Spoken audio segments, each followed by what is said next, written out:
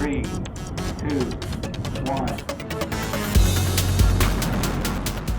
Hello, everybody, and welcome to Rocket Lasso Live, Episode 3, Season 2. It's an extra special day, though, because I have my first ever Rocket Lasso Live guest, Krzys Pianko. What's up, everybody? So he's been very brave in general. There's a lot of people in Chicago who I'm like, oh, you got to be on the stream. And it's like, yeah, I want to, but maybe. And he's breaking the seal. And there's other people. Yeah, there's other people who have agreed. Now they're going to be watching him. And they're like, okay, cool. It's not that bad. I'm going to come and do it. So why don't we go ahead and just talk a little bit about your background? We're going to get nice and cozy here. We're going to talk a little bit about your background. So you're originally from New York, but you're in Chicago. What kind of background do you have? What kind of work do you like to do? And then eventually we'll pop open your website here. So I moved to Chicago probably about 4 or 5 years ago. I've been a motion designer for 10 plus years. The majority of that time was freelance. The type of work that I like to do, to be honest, I like to do a little bit of everything. I consider myself a generalist. But the type of work that I've been doing for the majority of those 10 years is doing a lot of projection mapping, large format work, things like that require some good UV work and things along that scale. So, but yeah, I love it all. So. All right, so we're going to jump over to the screen here. You're going to get control of your website, which is a very cool looking website. So just quickly go through a couple things, couple words about them. We'll jump around and people get questions ready for that. As I was mentioning, we've got Redshift and Arnold, and he is qualified to answer those questions way better than I am. So probably not that great, but we're going to better than I. But we can always veer off if need be. And people are posting links to your website, which is excellent. But let's go ahead and give Krzys some control here of his own website. Yeah, and I'm still kind of blown away that Krzys actually spelled my name correctly. I think that's the first time this ever happened. So this is my website. This is just kind of some portfolio stuff. This is kind of more like client facing. So it's not some of my personal work, but whatever. It's pretty cool. Or at least I enjoy it. So this is a piece I did for Nike. It's a couple years old at this point, probably about 4 years old. This is done in Octane. I had a lot of fun doing this piece. The deadline was extreme, but aren't they always? So this is that piece. I don't know how much we want to scrub through it. That's cool. Yeah, jumping around those specific fun parts is to be honest, I haven't even looked at this in so many years. So yeah, but feel free to jump around. Yeah. I don't want to take up too much time. Nice. Yeah. Is that 3D particle effects or post? I don't remember. I didn't do this part. I believe that it was done in post though. So that was a cool piece. This is a piece that I did back in New York. And I didn't like the way it turned out, but I thought the concept was pretty cool. And so I just decided to kind of make some frames for shits and giggles. So that was a lot of fun. And there's a lot of stuff. You guys can kind of dig through it if it interests you. This is a piece that I just literally did because I was in between gigs and I just wanted to do something creative and fun. And this had no creative directors, no clients, just having fun for fun's sake. And yeah, I still love this piece so much. If you've ever worked with me before, I do a lot of glass. I can see questions popping up along those lines because I get the glass questions. Well, I'll try. I've been thinking about Tron Legacy a little bit lately. Yeah, too, it's totally, which is always an amazing look. Yeah, actually, I believe that this was actually done in standard, to be honest. Wow. So this is also a little old. This is probably like 3 years old or something like that. But it was just literally for fun and just crank out some shots and just have fun with it. But that's just some of the looks. I don't want to spend too much time on myself. Here's some of these frames I still think are really fun. And it wasn't done with a great engine, or it wasn't done with a newer engine, I should say. So that's my stuff. Feel free to dig around. If you have any questions, you can always reach out to me by all means. Yeah, we'll definitely do follow up. I'll be posting all his info everywhere. It's getting warm in the room quickly, so I'm going to crack open the little window here, get some colder air going. Okay, so everybody start posting your questions. Remember to specifically make sure that we can see the artist who did it, or their avatar, or something along those lines, or the studio, and the time code if need be. So start posting those questions, but we've already got some starting to filter in here a little bit.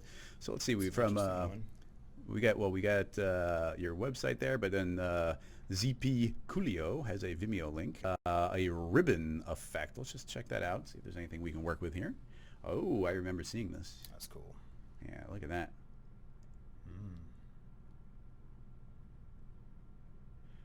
All right, so Super pretty. if we were going to pursue this one, what might we do? Well, first of all, who made this? This is a Zachary. Oh, it's Zach Corzine, of course.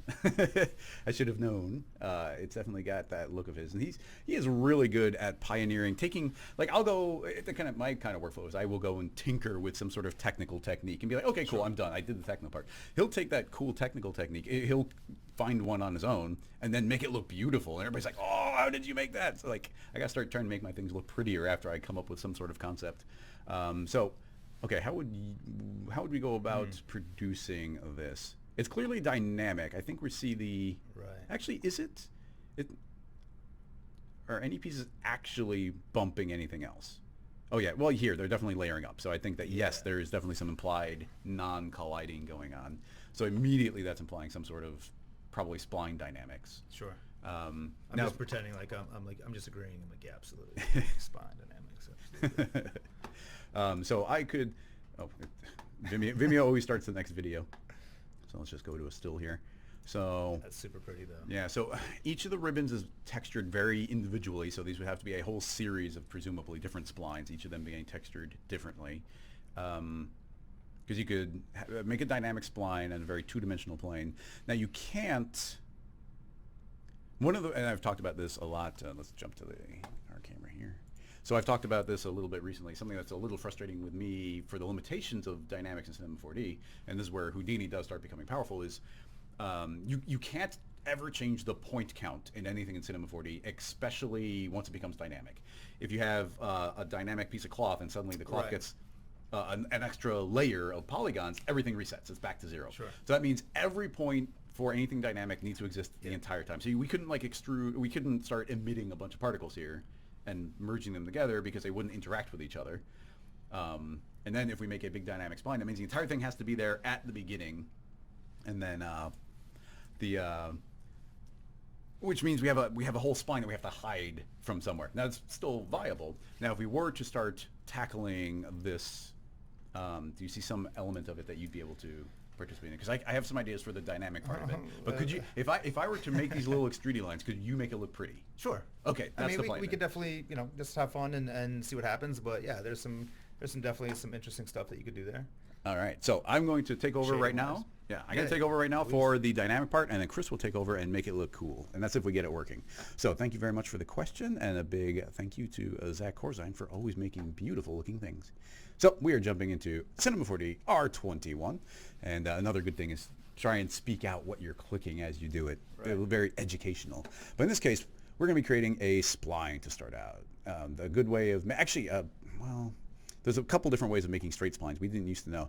This is kind of neither here nor there, but something I learned on the 3D Motion Tour is a good way of making a straight line is making an end side and making it a two-sided line. What I originally would have thought was doing this would make it so that it's actually a loop, it'd be closed spline, but it's actually an open spline. They made that work. So that's a really cool way of getting a center point line going. But if we want to control how many points there are, I'm going to make a helix.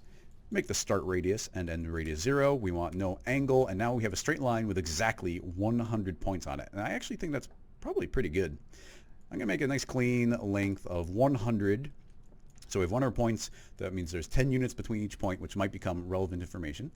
Create a floor so we have something to collide with. Right-click, floor, simulation, rigid body, and on the helix, right-click, simulation, soft body. So if I play, it might hop in the air a little bit. Yeah, just a little bit. It's going to explode a little bit. I think it's because it's colliding with the ground. Also, yeah, there should be no margin, so I think that's just colliding with the ground. Also, there's a thing that I've noticed Cinema's been doing in R21, which is it doesn't necessarily refresh back on frame 0 without some external force applied to it. But in any case, I'm going to move this 5 units up into the air because I think we want to give this a little bit of thickness.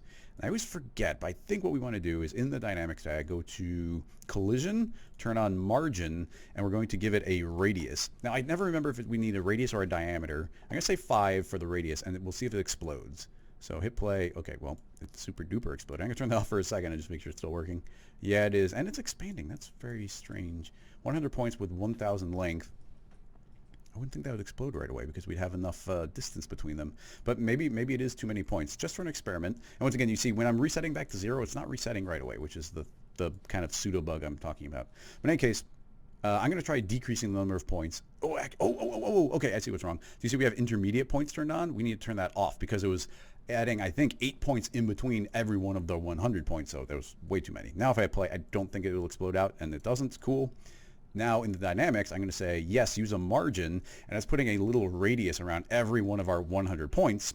And you see it didn't explode, which is good. Now I'm going to put it up to 10, and we'll see if it explodes. If it doesn't explode, then that is the proper number. It did explode. I'm going to try taking it down 1. It still will probably explode, but we'll know. Yeah, it exploded there. So that means 5 is the magic number. That means every point is not wanting to collide with itself. So we now have a set radius of 5. You can never have your radius be bigger than the distance between the individual points on the spline. So with all of that in mind, let's create an end side and a sweep just to temporarily see this and the thickness that we're dealing with. Eventually, what am I doing in that menu?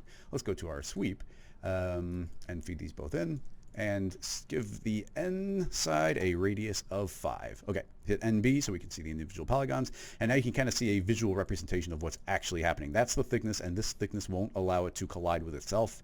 I'm going to add a couple more sides to the end side just so it looks smoother. It's still kind of twirling around because of lack of a spline having that type of friction. But now we've got our basic setup. I'm going to save the scene file just because we've got the very basics ready. Episode 3, scene files, 1A, ribbons. Okay, excellent. So that's our starting point. Now what I'm thinking is we need to, this needs to accelerate into the scene, and I'm not even exactly sure how I want to have them eventually start slowing down. Maybe some friction with a fall off. So we need to have this accelerate on positive Z. So with that in mind, instead of, actually I'm going to make sure that there is 0 friction on both the floor and the helix. We don't need any friction for now. Maybe that's what will slow us down. I'm not sure. But let's give it some initial velocity. So under our dynamics tag, dynamics, custom initial velocity, X, Y, Z. Let's give it, I don't know, 555 and see what that does. So with 0 friction, it should just move in a constant rate, and actually it's working pretty much perfectly. So with that giving us the initial acceleration, and then if the spline isn't resetting, I think go forward 1 frame, backward 1 frame, it will reset. But that's why we're going to be saving often. Okay, cool. That's projecting forward. Now we need to start bunching up somehow. So I have 2 thoughts. We need to decelerate it, which to me implies, we could do field forces. Can we do friction with a field force? Maybe. It does seem like a good opportunity to use field forces. Well, let's start out with friction. Instead of turbulence, we'll use some field forces. So I'm going to create a friction. What this is going to do is constantly drain energy out of the entire system. You can see immediately everything starts slowing down. So that's that's actually a pretty good amount of friction. It's just too much everywhere all the time. So under our fall off, I'm going to create a linear field and set this to be on Z plus. I always get those backwards, so let's just see. I'm going to put this over here, and let's lengthen it. And let's see what happens. Oh, so you can see it's accelerating quickly, and then as it starts getting into this fall off, it's getting more and more friction applied to the individual point, so it will slow down. Now, I'm not sure entirely. That's going to slow it down. So, okay, cool, fair enough. Now we need there to be some imperfections in here so that it starts wanting to bunch up. Although, if you're going to get that natural ribbon going, it makes me think that we need to accelerate this entire thing with like a wind or a field force, and not just do the initial velocity. I'm super curious how Zach did this. He always has like a really clean breakdown. I'm going to turn off the immediate velocity, and let's make we'll do the simple version right now. I'm going to say simulate wind. So we've got a wind. It's always blowing forward on Z.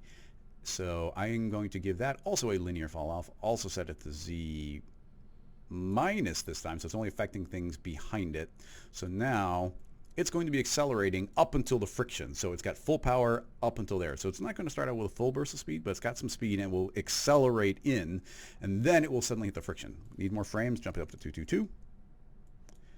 And let's let this shoot in, and then it's still pushing, but then slowing down, which I think is all probably good. Okay, so the basic way to do this would be with some turbulence, but let's let's do a little bit of field forces just because. Forces, field force. So of course this is new in R21, and it's a way of using all of our fall-offs and our field objects to create exactly how this is going to blow the dynamics around. So with this in mind, I'm going to create a random field. The random field by default here is going to be set to noise, so there's a noise within it. And if we want to see a nice visual of this, I'm going to click on our field force, go to this, oop, I always do this, delete that field force. We need it to be in the object tab, not the fall off tab. I do that all the time. Random field, or random field there. Now we can actually see something in the viewport, not too much, but go to our display, crank this up so we get lots of resolution. I want this to be two-dimensional looking, so I'm going to give it 0Y, so now we get this nice two-dimensional visual of it. Keep in mind it's not literally two-dimensional, it just looks that way. Make that bigger, maybe a little too big, but if we begin cranking up the scale of our noise, then we should be able to see the patterns emerge throughout it. So I'm thinking somewhere in the 350-ish range. So that will randomly be getting applied everywhere immediately. There's two random fields. I'm going to make sure I get rid of, yes, the correct one. Now let's start increasing our strength here. So I'm going to say a strength of 55, and let's see what happens. Now we can see the snaking forward. Now, actually, you can see right there, it's actually, that is starting to work better than I thought it would for the step we're at, because currently, and feel free to interject if you see me screwing anything up or have any ideas, but Chris will be taking over in a moment. What I was going to say is the soft body settings are making this be pretty stiff, so it's more, it just can't bend that much. So we're going to start grabbing our shear and our damping, and honestly, let's try dropping the shear and its damping, the flexion and its damping down to 0, and we should immediately see that this thing can really bend now. So excellent, that's working very well. Now we want this to essentially, I think right now we're kind of thinking of that as the start point. So let's have this field force not have any effect until it gets there. A couple different ways of doing it, but why don't we do the simple way right now, which would be just go to the fall off tab and apply a fall off here as well. What's cool is we can just steal the same fall off that the wind had. So this is now no longer, this is, no, I'm going to continue. This is good. This was, the wind was told it can only affect it before that point. I want this to only affect it after that point. I want to use that same fall off though in case we change it. So if I change this setting, it'll change it for the wind as well. But what we could do is take this linear field and say, I want that effect inverted. So now we get the opposite of that. Now our preview isn't going to show, if I scoot this over it will, but now you can see even that fall off is showing that doesn't happen before that. So now there is none of that field force before, and as it passes through, it's suddenly going to get applied, and now it starts bunching up, and that's actually working surprisingly well. So excellent, a very good start here. I'm thinking our friction's a little high, so I'm going to drop that to half, see how that works. Let this travel a little further into there, and it starts bunching up quite nicely. The string isn't that long. I'm fine. We're not trying to recreate Zach's effect exactly. It's very satisfying though. Yeah, it's looking nice. I'm pleased with this so far. So we've got that. Now, a couple things we can do. Actually, I'm not sure if this works. I'm going to attempt to make a simulation dynamics force. I don't know if this works on splines, but if it does work, I'm going to set it to something crazy like -55, and it's got pretty big distance, and this is going to stop it from bunching up if it's working properly. But I think there's a good chance that this doesn't work on splines, and at a glance, it doesn't seem to. I'm going to give us a couple extra frames here and just see if I tweak a setting, if it'll change. I don't think it will. Once again, I'm going to go crank. I'm going to just make the settings way too high, and it's just will be certain that it is affecting it or not affecting it. So hit play. It should be visually affecting it now. It's not. Okay, so that doesn't work, but we are not limited. We're not trapped yet, because what I want to do is make this bunch up, but not bunch up quite so much, although maybe it would be like this, because right now we have a thickness of 5, but that means that this would never be closer than those 5 units. Now we could, let's do this. I'm going to double the length of the spline, but not double the points, which means I can now double the radius of those points. So now there'll be twice as much margin, half as much detail in the spline, but now it's twice as long. And now when it bunches up, you're going to see that they can't get as close to itself as it was before. Actually, that's working quite nicely. I'm pretty pleased with that. So let's go and make this look a little bit more like the final, which means we can take this helix out and we will extrude it instead of sweeping it. I'm going to keep it down here at the bottom of the hierarchy. So extrude X, Y, Z, not on Z, but on Y. Let's try 200. There we go. Perfect extrusion. So now when we hit play, this doesn't care about how the line is. Oh, okay. It's not acknowledging the dynamics. So a couple things to try. It doesn't like the dynamics. First of all, when in doubt, try a connect object. I'm going to hold down Alt, which will automatically make it apparent. And I don't need it to be welding. Let's see if that does anything. Sadly, it does not. Okay, so it doesn't. The extrude, actually, this is super interesting, that the extrude, the sweep didn't mind the helix. Let me just take it out and make sure it is still working. Hit play. Yeah, instantly works, but the extrude doesn't want to acknowledge it. Now, one thing it'll probably automatically work is we can just bake it. So we can go to cache, say bake object. It'll be probably pretty quick. Spline dynamics run very fast. And let's hit play. And okay, that's working now. Put that into the extrude, and let's make sure that is. Oh, that still isn't. Very interesting. Now, okay, we're slowly running out of the options, but let's clear that cache, and I'm going to actually. Okay, this is getting really roundabout, but you do what you got to do. I'm going to make a matrix object. I'm going to set this matrix object to be set to object. The object is going to be the helix. It is going to be a distribution mode of exactly the vertexes. So now we have exactly 100 of those. Now I'm going to create a MoGraph tracer, and that tracer is now looking at the matrix. I'm going to say connect element. So I think that's going to interconnect all of these different points. So now that tracer is a separate spline. The order of operations might matter, but it might just be lagging a single frame behind. So now let's see if this is working. Well, the spline's traveling, but the matrix isn't chasing it. I'm going to move it after the helix, and let's see, and then we'll move this after that. The matrix, I would hope, would reference it, but it's not. I thought I had this working. Let's try putting this back into a connect, and I'm going to run the matrix to view this. We're getting deep here. Uh-oh, that's still not working. Oh, man. So this is just going to like the extrude. It doesn't want to acknowledge this spline. We don't want to, there's some suggestions about like making the extrude have the dynamic, but that means we're going to be dynamic on this entire object and not on this two-dimensional plane, which is really simplifying things for us. What about a Mo spline? Would that work? Mo spline referencing the other spline? That's a good idea. Let's try that. So pull this out. And we will make a Mo spline and change this to spline mode. In the spline mode, we're going to feed it this helix, and we're going to see if this Mo spline is doing the same motion, which sadly it doesn't seem to be. Now, oh, I just saw something else that might actually make all the difference. I'm going to make a copy of the helix and turn it off, and now let's make this editable. Now that's an editable spline, that might just change everything automatically. That might, it looks like I accidentally deleted the extrude. 200 on Y. Let's try running this directly in that again, now that we've made it editable. Sadly, no. Let's try the Mo spline. It is referencing this one. I mean, that's doing its thing, but it's not cooperating here. So let's see. I know I've gotten this working. We just have to think of the right combination. Once again,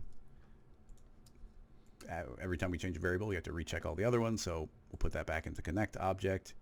It is moving, but the extrude is not referencing. That's put this directly into that connect. Doesn't like it. Okay, we're going to try baking the made editable version of the spline. So bake.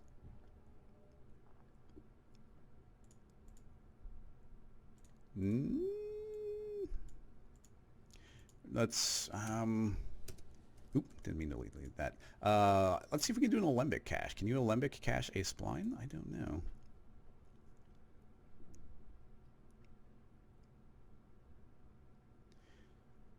That looks a little weird at frame 0, so that's not encouraging. Let's try putting that into Yeah, okay, it does not like that either. Okay, usually we have a recourse here, but now if we're running these dynamic, I mean, this is a pretty straightforward, just dynamic spline, but we cannot extrude it. Okay, I've got a different idea. It was working with a sweep, wasn't it? So we'll put this back in the sweep, and instead we'll just do the simple method. We'll just put a rectangle in there. So here's a rectangle, and we'll just make it skinny for the rotation. Yeah, height. And now, okay, now that's fine. It's freaking out a little bit, but that's because we need a rail spline. Or can we turn off banking? Turning off banking might do it. Reset this to, let's go to 400 because it's half through the ground. We could fix that, but I don't care if it's intersecting. 2 width. And even, there we go. Yeah. There we go, finally. And now, yeah, there we go. Now we start getting the really nice wrinkles going. Okay, so that is doing its thing. It's not baked. It's back to being dynamic. It was a little bit of a goofy workaround, but all's well that ends well. Don't need most spline. There's our extra helix. We'll go back to that if we need to. Once again, the dynamic's not resetting unless I jump 1 frame forward, but we've got that. It's working pretty well. There's a little bit of a twist to it. But even the reference, and we do not want to recreate what he had exactly. Sure. So I don't want to push that too much further. You can make this look as different as you want. Just make it look pretty. But there's definitely a thickness to this as well. So we're naturally getting that just by this method we are sort of forced into. So we can make this like extra thick. And in fact, 20 might be the limit. 10 might be the limit as well. But it's 20 as a... Yeah, so yeah, you see that's not quite intersecting, although I guess if we're emulating the effect, we don't want it to quite touch itself. So that's fine there. We can round it out through a subdivision surface or by rounding out our rectangle, which would probably be the cleanest way. I don't want too many polygons, so we'll drop our angle to 25. And there we go. We'll let that run through, hit NA so we can see this a little bit more smoothly. And that's all bunching up. Now, let's go ahead and see if we can make that look smoother overall just by grabbing our helix and giving it those in-betweens. I don't know if the dynamics will calculate on there or not. So I'm going to change this to be, let's say natural, and I'm going to change it to be a B-spline, and we won't give it too, actually, we'll do uniform with 2 points, B-spline. That's one that will force it to smooth out. Whoa, nope, that did create the subpoints. Okay, that's fine. Kind of cool, though. Yeah, it's visually interesting, but definitely not what we're going for. Okay, so we can't subdivide that because it doesn't require it.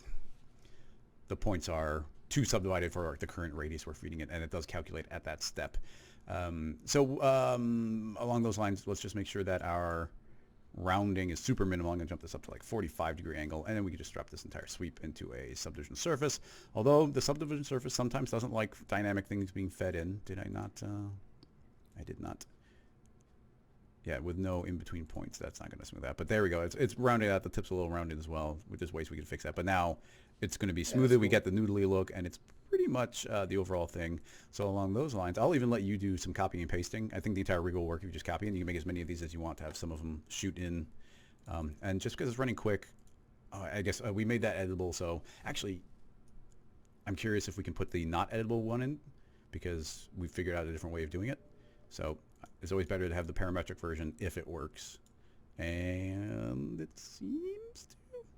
Yeah, okay, that still works. Cool. Which means it's super easy for us to take this and 1 frame forward, 1 frame back. It's super easy to grab this and say twice as many points, twice as long. And now it should visually look similar. I'm going to save this as a new version. And let Chris take over. All right, all yours, man. Cool. Thank you. Yeah, that would have taken me like 3 days to do. That was absolutely amazing, as always. I just want to see that play again. It's so much fun. Oh, man, that's cool. Anywho, so really quickly, I personally am a little OCD.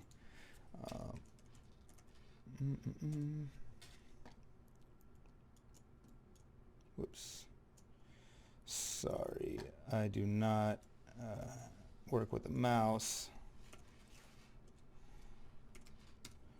Just to kind of look at them organized. Keeping things nice and organized. Cool. Man, OCD like crazy.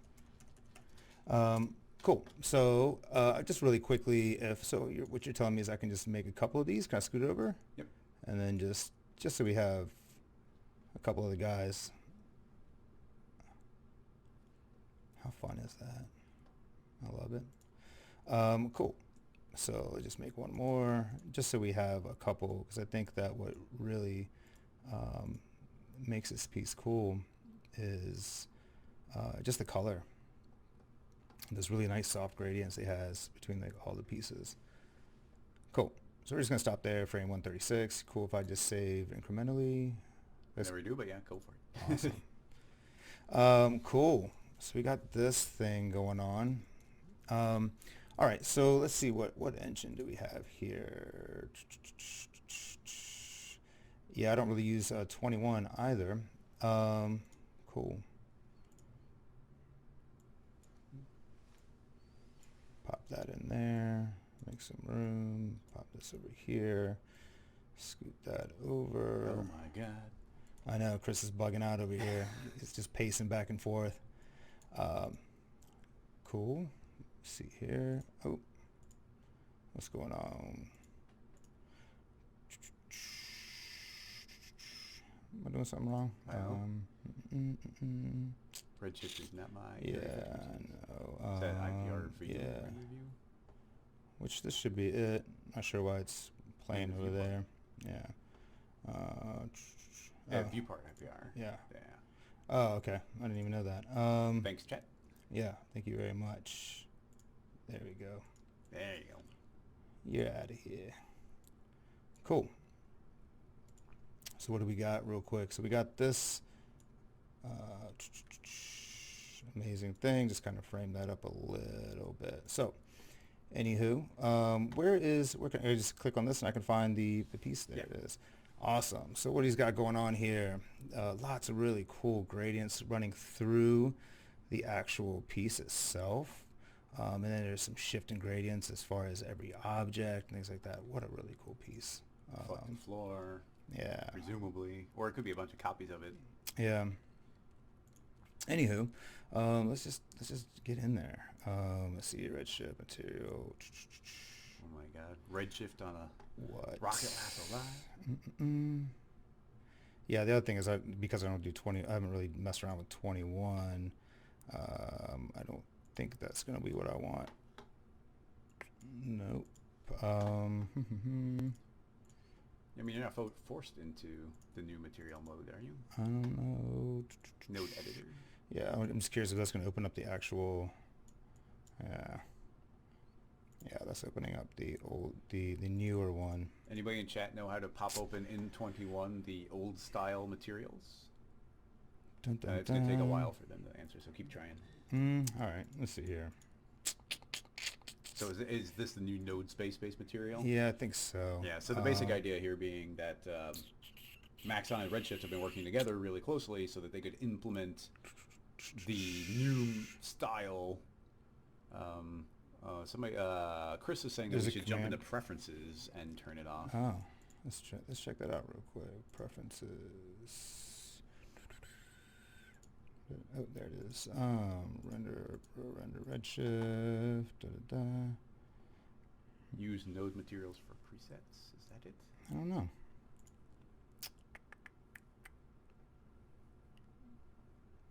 Well, see if that does something. I don't know. We'll see. So. Well, make it from scratch again. Uh, Because that could have produced a new Sure. node material. Yeah. There we go. yeah, nice. Aha! Thanks, Chris. So nice. People are helping you out. We got so many Chris's today. It's amazing. Cool. So let's just put this somewhere. This is kind of getting a little It's getting crowded. squished. And we keep this at 1080, so it's not the craziest resolution. Yeah. So then I'm just hitting Control, just kind of closing this stuff out, but they're still available if you want to kind of click on them there to see it. See if we can get a little bit more room in here. All right.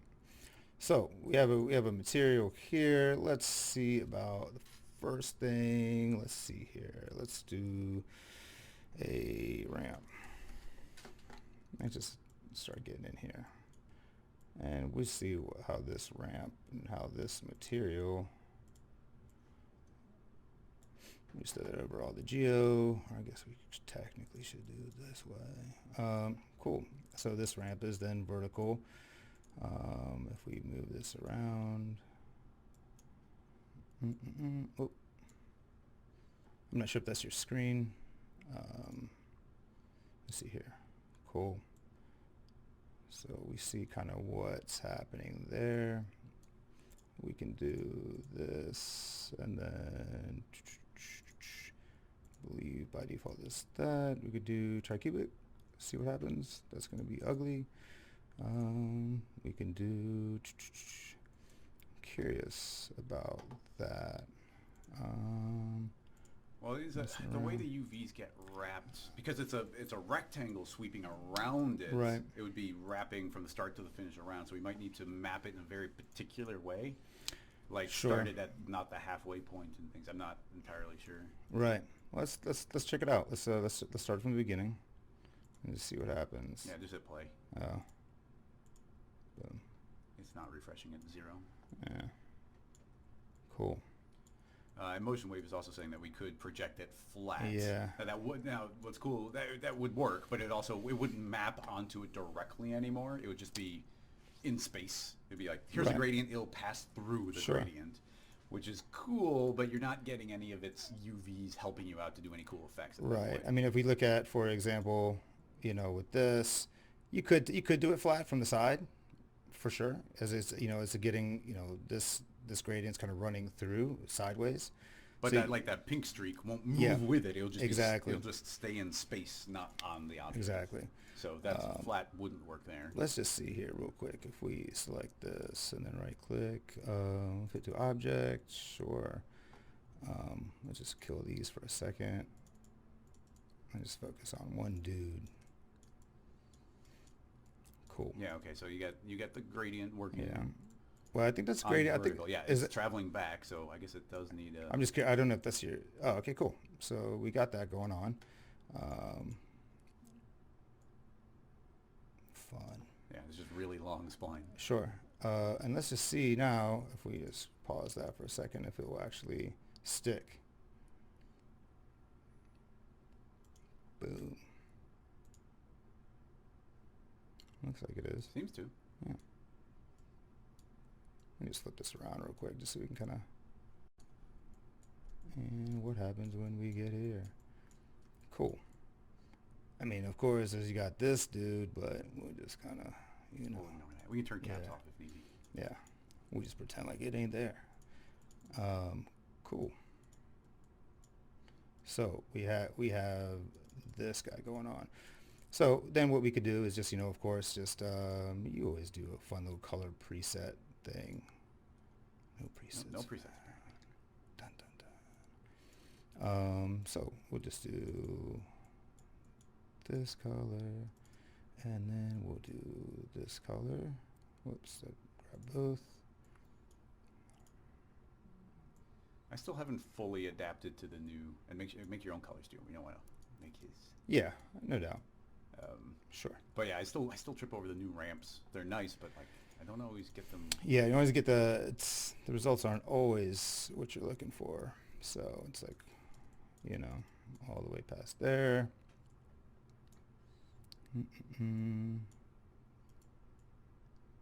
Let's see here.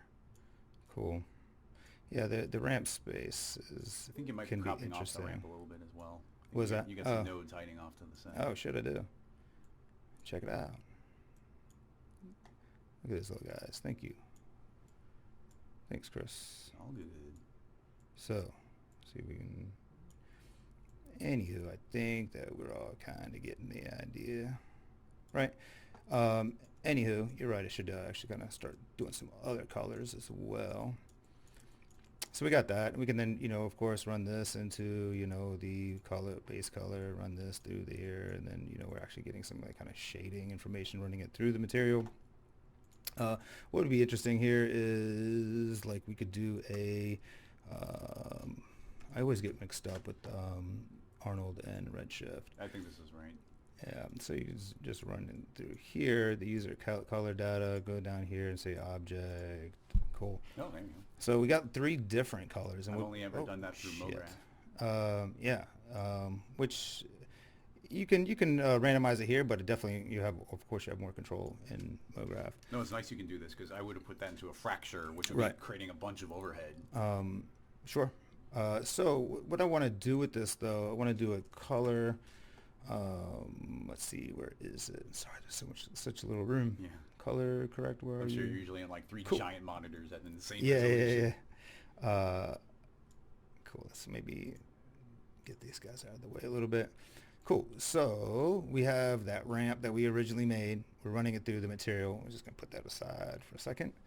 So we have these colors that we created. And then we have a user color data that is just basically putting a different shade, different color on every single one. But we can actually use that information to change the hue, for example, to shift the hues that we originally put into our ramp. So what we would do, we would want to change color range. I always like this one. So if we do run this color, and I do this, I'm not sure if you really need to do it this way, but usually when I do a utility node, as they call it in Arnold, I usually run it through here, or I shuffle them all into one channel. So I just do it this, and just kind of it's kind of just easier for me personally to visualize. Okay, so we have like 3 different values, and those values, then I would run this value through, for example, to this range, and I would say, we just disconnect this. We do another color correct. Let's see here. Click. Roll of nodes. Yeah, it's so much fun. So what I want to do is I want to push this through here, and then I want to push that through there. So basically, this is what we had originally. And then if I go through here and if I shift the hues, well, then I'm shifting the hues. Now hues go in a wheel from 0 to 360 degrees. So then I would want to change my range that this utility that I'm pushing through this just to desaturate it, just for my visual preference. I don't know if it's necessary or not. I just kind of the way I've always been doing it. I do everything wrong. But anyway, so I'm pushing it through here to desaturate it. So then I'm getting, ultimately, if I click on this, I'm getting those values from black to white.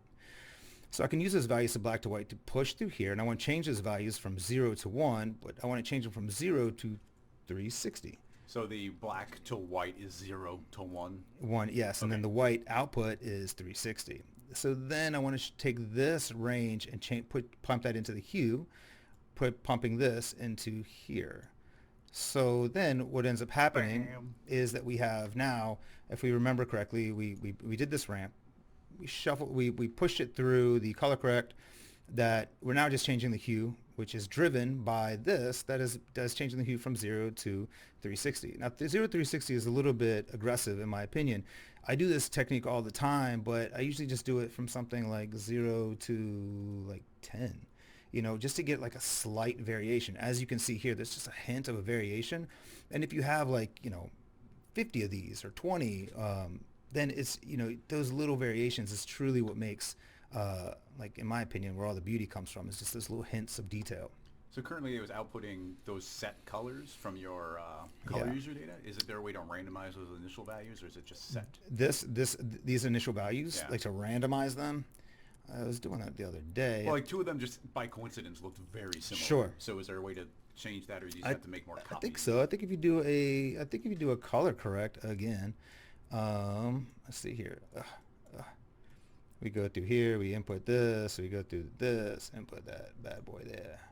So this is what the utility is coming out to.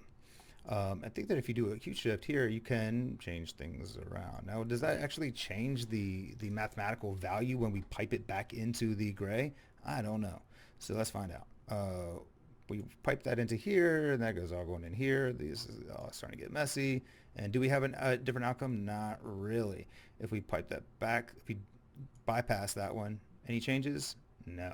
So the hues that actually are not changing anything as far as the black and white value. But what we can do is we can sit there and take this and maybe change the contrast of it a little bit. But that should change something now. Yeah. Oh, yeah. So we're just taking that utility, Arnold utility, and then just literally just increasing the contrast, ultimately getting those colors. So this is the colors that we have. Now, I know it's only 3, so it's really not that big of a wow, but if you had like 50 of these, it would make a difference, and they would all kind of relatively stay in a similar place. And the system's set up in a way where you could just make another, and it's automatically going to get the variation Right. applied, and all this without a cloner or a color shader. Sure. And you could do this. Cool. And you can also take that color data, and you can make that, instead of just just adjusting a little bit of the hue, you can make it adjust. Do a different range map. Pipe that bad boy in here, and then maybe you want to change the gamma. But that range from 0 to 20, that's a pretty eccentric, pretty heavy gamma. 0 to 1 should, you could do 0 to, or excuse me, 1 to 1. Yeah, that should be, so that's pushing everything out to 1, which should be, I believe it's linear color space, but you could do 2 ultimately, or 0.5. Just ultimately range mapping those values that you're pumping into here. I do this all the time, and it really is really nice for those subtle hints. And then as far as, do you want to continue? Or Yeah, keep going. Cool. I don't know if you want to. Yeah, make those suckers shiny or glowy or anything. So then now that we got kind of like a color that we're looking for, and we can. Save. Oh yeah. Cool. So now that we have kind of like all this stuff going on, sorry, it's a little bit dense, I know. Now that we have all that good stuff going on, as far as we generally have the colors that we're looking for,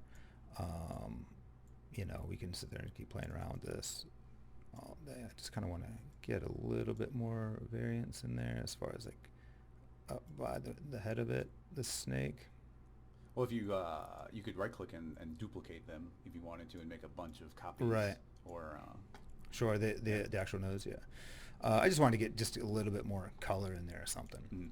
So I think the next thing would be maybe to do a little bit camera stuff. And this is another cool little technique that I picked up from a tutorial somewhere. Please humbly apologize. I don't remember which one, but it's a super helpful technique that it's I've been using cinema for so damn long, and as soon as I saw this, I was like, holy shit, this changed my life.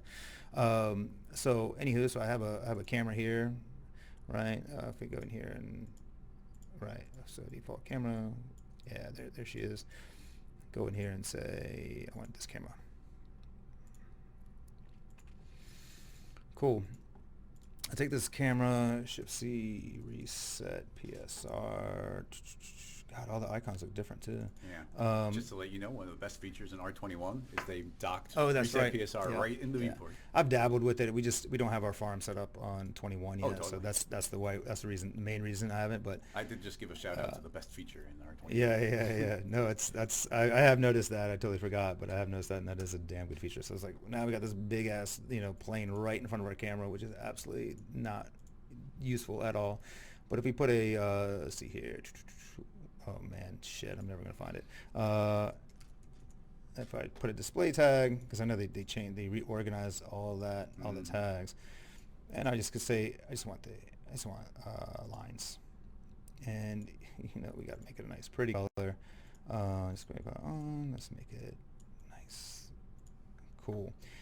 We don't want to render it. We just want to see it in here, and then we're gonna take our camera and say the camera. Focus on that plane. So then we take this plane. If we move this plane, the reasoning is because when we're in camera, it's always so hard to say. You always have this without this device. Without this device is you're always trying to, especially when you're doing a shallow depth of field, you're always trying to find that one little part that you're trying to highlight, and you're always doing this shit. Going back and forth, taking the focal plane and moving it back and forth, jumping back into camera, out of camera, back in camera, out of camera. At least I have been doing that for years. So when I saw an artist do this, it really changed a lot for me, because this now, where those lines intersect is exactly where our depth of field is going to lie. And we can just go in here and do tags, Redshift, camera, and then we go to a bokeh. And I just crank that up. 5.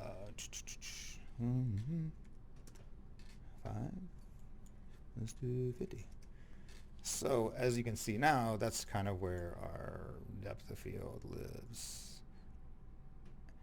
And for me, it's just one of those techniques that once you do it one time, you'll never do it the other way because you realize how ridiculous your workflow was before this moment. Yeah, well, just the way those lines intersect, it's not taking up much visual space. Yeah. But it's also important to remember that it's a plane that is a focal point, not a point, but it's a plane, a focal plane.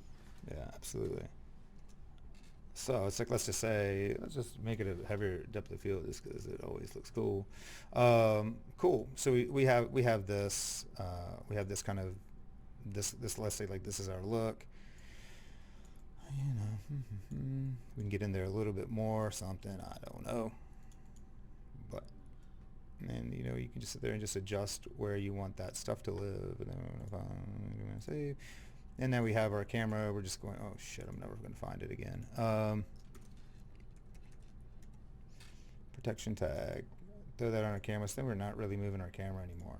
And then we could probably, now that we have our depth of field, I'm sure later on, if this was a project, we'd always jump back in our camera and adjust. That's what we do.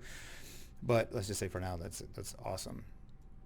And we're feeling that. So the Redshift. Usually the way I start off is like an HDRI. I know that everybody's, you know, people have their own opinions on HDRIs, whether it's like HDRI. Everybody has their own opinions as far as HDRIs. It's like, oh, that's a cheat, everything. At the end of the day, 3D is a cheat. That's something I learned from Chris.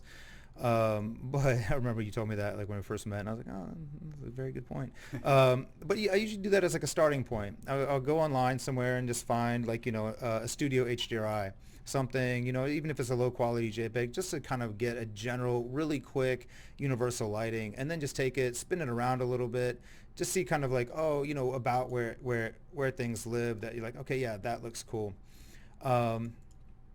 I know like in Arnold you can actually do a shader to pipe it in, and then sometimes with the shader I'll just do like a box noise just to get like different variations of light in there, and just a kind of a starting point. And then if I actually do like the HDR and I want to keep it, then I'll usually dial it down to like very, very low settings just to get a hint of color or a hint of lighting, and then actually go in there and start putting in some area lights. That's the general workflow that I like to do. We'll just leave this for right now. It looks delicious already. Yeah, it looks yummy for sure. It looks appetizing. This one creative director I used to work for, he's like, I like everything that when I see it, I want to eat it. And it's like, fair. That's like an aesthetic, yeah. Yeah, fair enough. You know, see, NF to just get into wire. Very nice, my cinema. Where's that? Oh. Just pop it up? Yep. Yeah, cool. Awesome. So let's just get over here and just hide this. Now we're going to pipe this into our lights. I always do lights. So organized, it's amazing. Well, it's like you know, especially when you're working with like a bunch of other artists, it's just important to kind of stay organized. And it's always like, I was always taught as lights, camera, geo, or action. That's why it was, that's why it was that way. Makes sense, yeah. So like, let's say I want to get in here and throw a null. This is going to be our target. Booyah. And let's see, we'll go in here, let's make that a circle. And then we're going to reset that PSR. That's way back here though, I believe. Yep. Cool. Can we see that?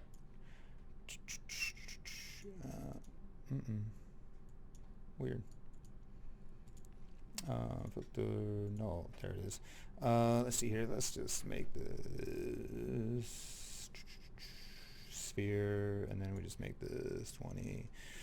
So this is we're going to kind of this is going to be our target for our light. And let's just say this may not be so necessary for this specific project, but let's just pretend that it is. So usually the way I work is I have a light here, and then I'll take put a light in there, or excuse me, put a light inside this null, that little target guy. Let's make him a pretty color too, because why not? Cool. Awesome. And then we're going to take this, we're going to reset this PSR. So now we got that null, we got that, and we're going to sit there and say, take this guy, tags, blah, blah, blah. Oh shit, I'm never going to find it. Target. Cool. So now we want this target, this light to target its parent. So then I can sit there and take this light and move it around. You're just kind of building like a very kind of just basic lighting rig. Right? And then clearly it's a little hot. Let's see here. Let's do this 2. Whoops. Let's do this 10. Awesome.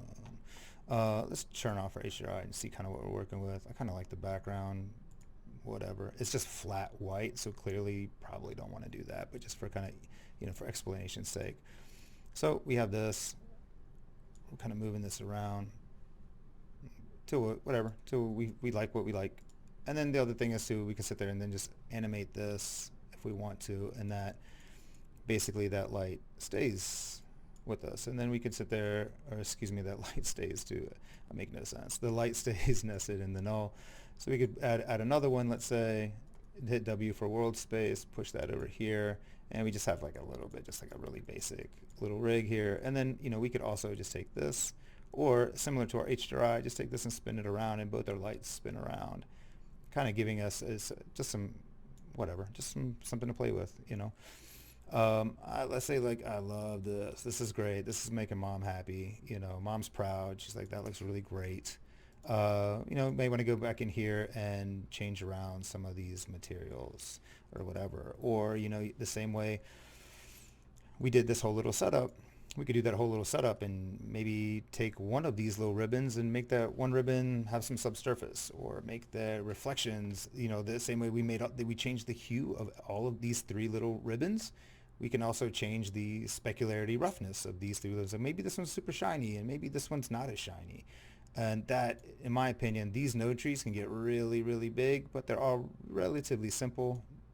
Just roughing that up a little bit. Anywho, maybe, you can, for example, just take this and I don't really do this, but let's just say for shits and giggles. So like we pump that into the reflection color.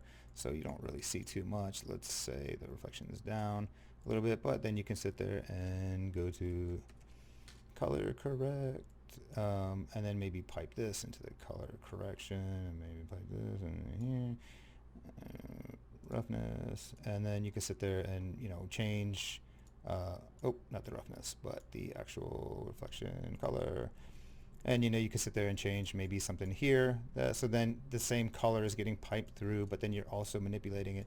And it's kind of like you're just doing compositing on the shader level. And this stuff can get really, really cool, really, really complex and really interesting, as I'm sure you all have seen before. Anywho, I don't know what else to really do. I'm just starting to ramble. Yeah, let's just set up for a quick animation and keep the settings up. Well, you know better. Like set up some quick render settings. Let it run for 200 frames. It'll probably render in some quick render settings as far some render settings. Okay. Yeah, we'll just output it to. Oh, cool. So do we want? Let's just see really quickly if we look into our camera. Another thing I like to do personally, just for like workflow wise, I like to do a picture viewer. No, not that one. I like to do a new view panel. Whoa, and that is on the other monitor. What I like to do is like nest these two, and make this my view frame default. What are you looking for? Use as render view, and then so then I know that this is ultimately my camera, and this is my working space. Whoa. So that's kind of how I usually have it set up. The same thing, like you have your render view on the right side, and you can kind of use that for like look dev and all that stuff. But at the same time, you can also have this where like this is my framed up like shot. So then you can kind of work, and you can kind of see what the camera sees at the same time. If we I'm just going to say this. Cool. I think you have to set like both viewports to preview for them to both run. I think that's like a preference thing. Man, that looks awesome. It's actually pretty cool. So let's just say like 200 frames, like you said. Yeah. Oh, I think you probably even skip like the first like 50 for the or however. Yeah. Let's see real quick. I mean, we can render some blank frames just in case. You don't have to start to like 70. Yeah, we just do like 100 or 200. Yeah, start at 70 breezy. and then 200. 70 to 200? Yeah, we Let's can do stop it. it whenever, so go to 300. Cool. Redshift. So let's see about. I mean, that's a whole like thing as far as like optimizing renders and stuff like that. Yeah. But generally speaking, if we go in here, this is what it's going to render. This is just the IPR. Let's see here. If we go back into our render preview, we kick this out just for one frame. Now it is. We go to bucket view because that's what it's gonna render. Now that ain't too great. So it's super noisy because there's only 16 samples. So let's just bump this up to 256, which is probably too much. It's not bad. 128. I remember asking Chad this question. So you're going to like the very kind of binary like bit numbers. I forget what the word is, but it's like 2, 4, 8, 16. Increments of 2. Yeah. Is there a reason to do that? Like, does it in any way optimize or speed up or anything, or is it just like a nice clean number to think about? It's just a doubling. I mean, to be honest, like I haven't. I mean, you've seen kind of some OCD stuff like here. Like I got to have like my novels like layered out. So it's like, for me, I like it because it kind of I just like it because it's kind of organized in a strange setting, in a strange way for me. But let's see here. It's primary engine. Let's see, was it brute force, and then it doesn't cache. We're gonna do like some little GI. But I think it's because of the graphics card. I think that the graphics card is more optimized in that type of math that everything is done into. When if you do like 130 or something like that, you may not necessarily feel like a big difference like render wise. But I think that the graphics card, technically speaking, isn't quite as efficient that way. So Chris Crocker is saying it's easier for Redshift to process those multiples. Right, so. right, exactly. Yeah, so like, all right, that's cool. We're into that. So that's that. We can go in here and kind of optimize our lights, this, that. If there's any key settings that are go-tos that people might not know about, feel free to go into it now. Key settings in what way? In any way. If there's like, hey, this is like, if you need to whip out a render really quick, here's a great setting to change, or anything that people might not know, because I barely use Redshift. So yeah, I mean, for like basically this is kind of a unified magic number. If you want to, I would kind of the way that would probably work in this situation would just be like, okay, cool, like I have my final render, like this is what I want, and then maybe I would crank this number up. This number up was kind of like the fine-tuned number of like this is going to be more noisy. This is the threshold of how much noise it is that Redshift finds acceptable. Okay. So you can sit there and crank this up, and it will render faster, and it'll be more noisy. But then you can always just go back to the default when you're ready. That's just kind of a quick way to kind of jump back and forth in my opinion. Outside of that kind of stuff, integration. Where was it? System. Optimization. You can always change like the amount of bounces and reflection, refraction, and all that good stuff as well. Those numbers are just kind of basic or kind of just set. They may work for you. They may not. Maybe you want more bounces and all that good stuff. I find that this is something I kind of go back to a lot. Or I noodle with a lot. And the other stuff, as far as like sampling overrides, that's just kind of more for if something's not looking correct, then I'll jump in there as far as like overriding certain samples, like my reflection, this, and that's starting to get into the optimization workflow. But just for now, I was like, all right, that looks about good. Cool. Mom would be happy. So that would be it, and then I would just kick that out. Yeah. What frames are we outputting currently? We wanted to do. Start at 70. We don't have to save directly. We'll just go to the viewport for now. Cool. Let's see here from say 70 to what? 200? No, say 300. We can always stop it early. 300. Whoa, Chris. We'll stop it. Whoa. Too much. 3,000. There, I'm too much. And we maybe cut the res in half, like height and width, just so it's going out quick. Yeah, then we'll just kick that out. Cool. I'm save and then hit render. Cool. Save. Awesome. And then make sure that we are in camera, which we are right here, and that's it. And we're good with that. Excellent. Well, we'll let that chug for a minute, and we'll. Cool. First of all, our chat died there, so I got to sign back in again. So I still see the YouTube chat, but the Twitch chat died. So if anybody said anything like in the last 5 minutes, we don't see it on this computer, but I did pull up on a different computer. So if anybody's start getting more links together, but in the meantime, we still got this render cooking away. It's already done about 20 frames, so it's going pretty quick. We won't wait for this, but we can keep on chatting. So something that back in the day we used to chat about at this point was, with everything we just approached, what might we do differently? And I guess we'll jump here. So what would we do differently in that than what we just did if we were to start that again from scratch, or what did we learn? I would recommend a different co-host. I would start there. No, I'm joking. You or me? No, definitely me. You know, I don't know what we would do differently. I mean, I think that was a fun process. I mean, as soon as I started getting into it, it would be really cool to see like how to mix some gradients, as far as like we did the gradients on like the H space, I believe, like that ran the length of the ribbon. It'd be interesting to do some, like, maybe chop it up into a couple little pieces where, like, in the reference there was that nice little piece of pink that was in the middle of the ribbon, and maybe also mix the gradient, do a mix of two gradients, like, you know, going from the length of it and also the height of it, so there's a nice little gradient coming up from the bottom.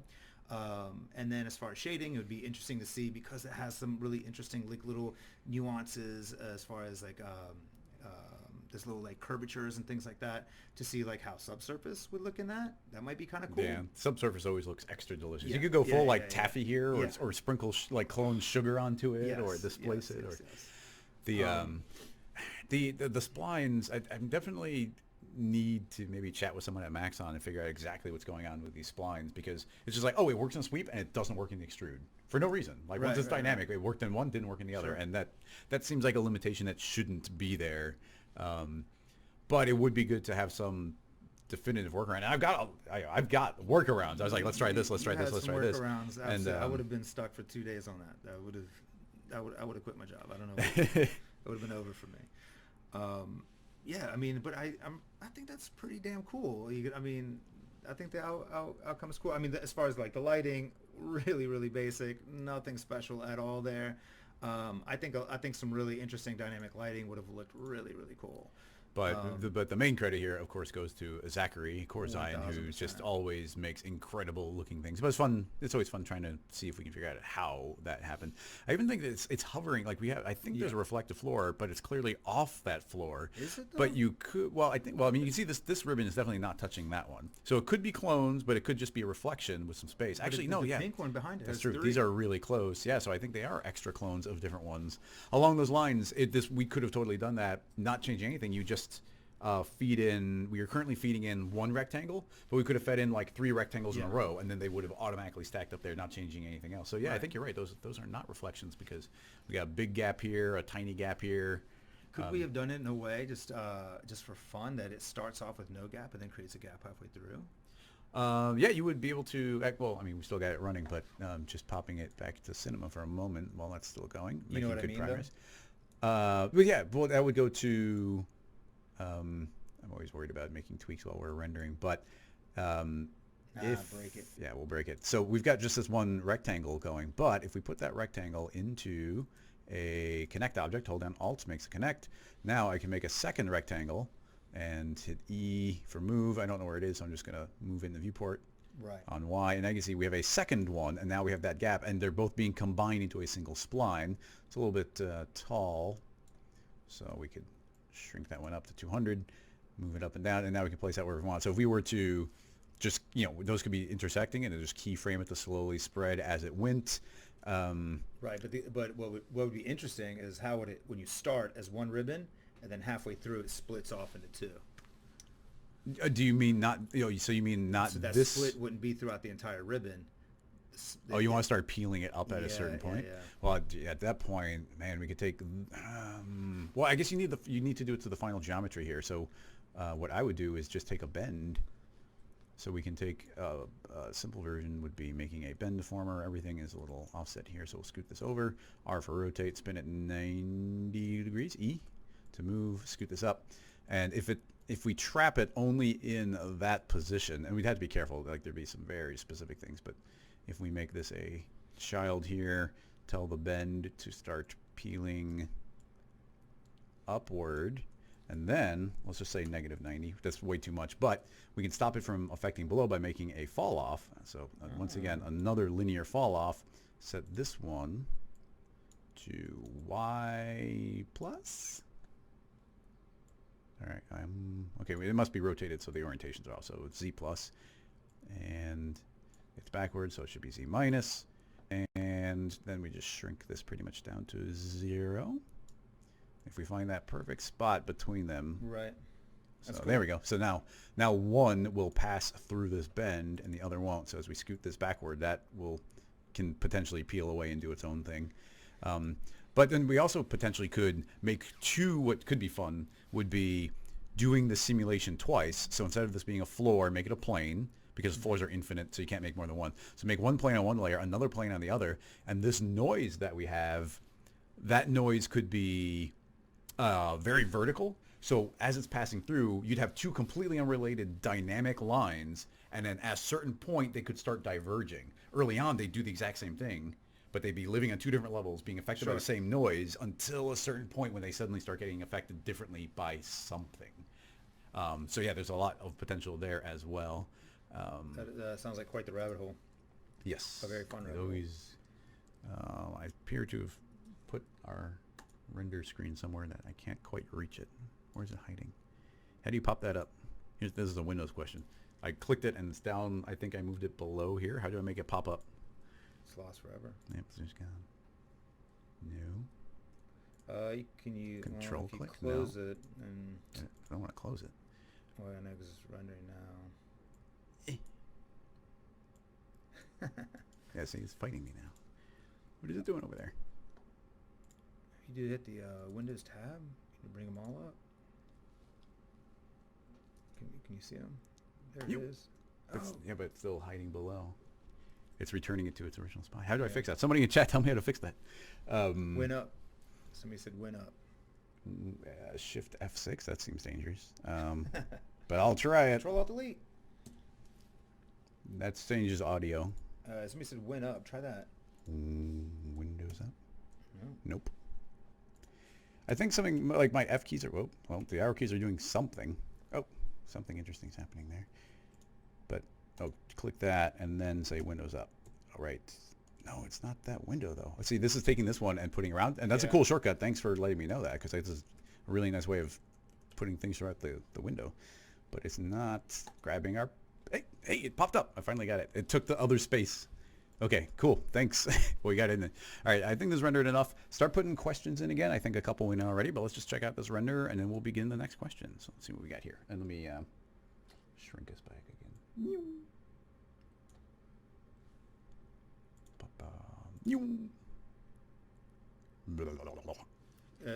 That's pretty good. Yeah, that's pretty for cool. how little time we spent on that. That's pretty satisfying. I'm surprised at how well those are colliding. Oh, another thing I want to mention that we didn't spend any time going into, but something you can do with field forces is you can take a spline and feed it in as a thing that's being referenced. Sure. So you could actually feed a spline, and then it aims at itself or away. So you can make one of those dynamic splines. It does work when they're dynamic. One of those splines could be in the field force saying, everything stay away from me, or things get attracted to me, or things get attracted to the front end but not the back end. And you could make the spline have effect on its neighbors, where these could be trying to clump up. Like it could be making kind of a brain shape by clumping up, or it could be trying to push them away gently. So there's a lot of combinations you can do with field forces, just combining different splines. I gotta play around with that. So they are super fun. And thanks everybody for those shortcuts from Hero and Michael. Okay, we're going to make sure we're on the correct screen again. I'll be setting up a big version of that render for the scene files, but we'll stop that render for now, even though it's still continuing.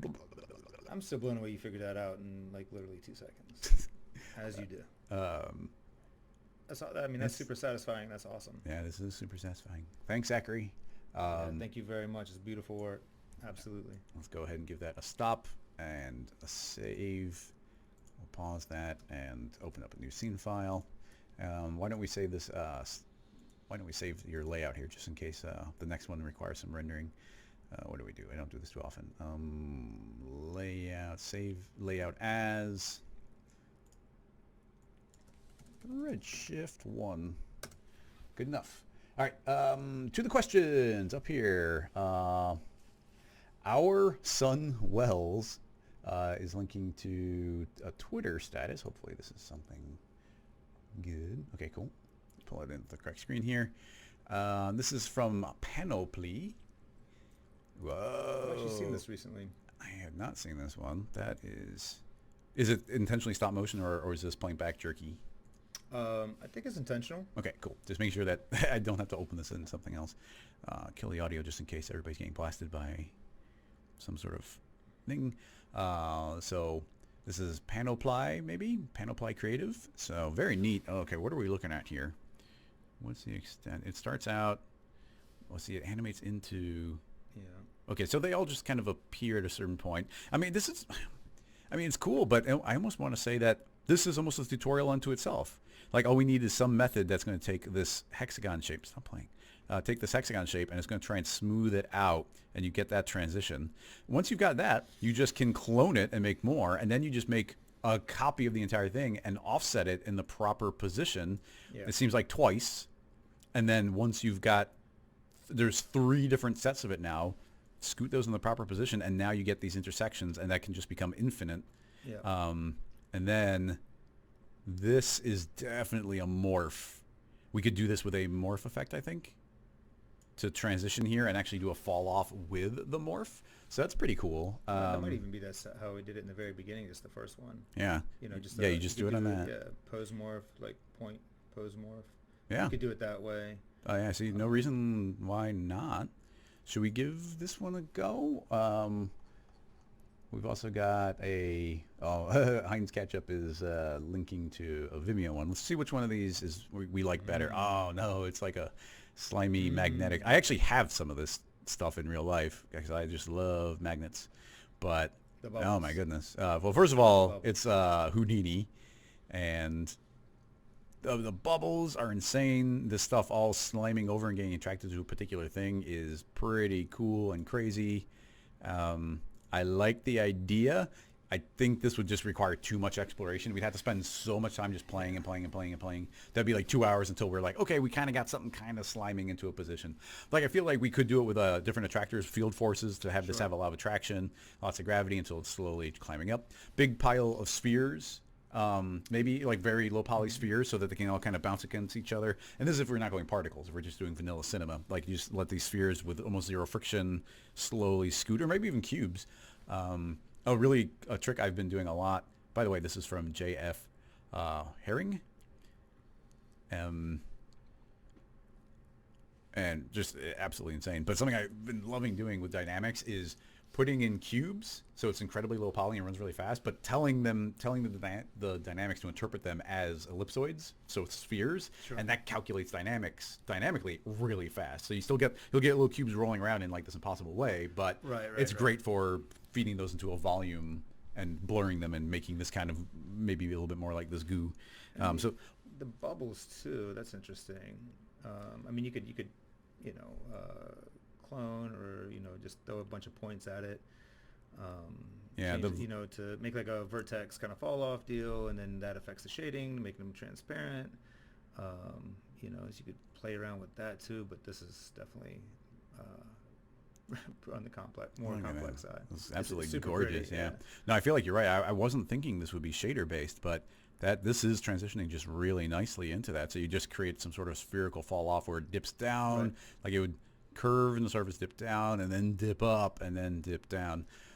Potentially doable, but we need more. Hold on to this question and hit me with it next week, because it's highly technical and it's not a great one. We're the guest. Where I think this other one we might be able to make a little bit more our own. So yeah, let's go back to. I like this one a lot, but let's go back to.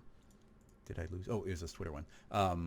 This Panoply one. So can you think of a fundamental way of changing this that's not going to be exactly what they had? Because if we make this out of hexes, it's just going to look exactly the same.